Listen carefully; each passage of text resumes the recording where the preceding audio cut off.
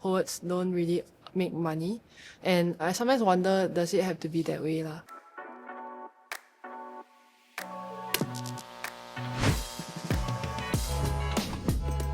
Hello, so I'm Ashley. I'm a youth worker by day. At night, you'll find me like writing poems on my typewriter lah. One day when I was like about 5 years old, I stole his notebook. Then I started writing like short stories in it.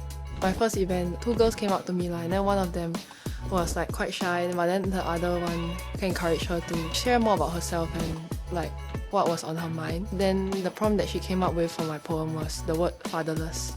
For me as like the person hearing that, I was like, wow, that took a lot of courage just to even say out loud, like tell people that I'm labelled this as such.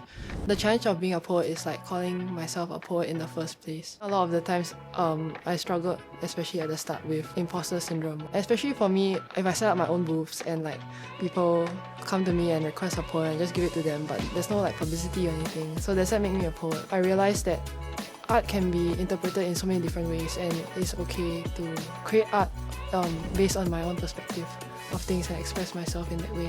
Poetry in general is perceived by the public as like poets don't really make money, and I sometimes wonder, does it have to be that way lah?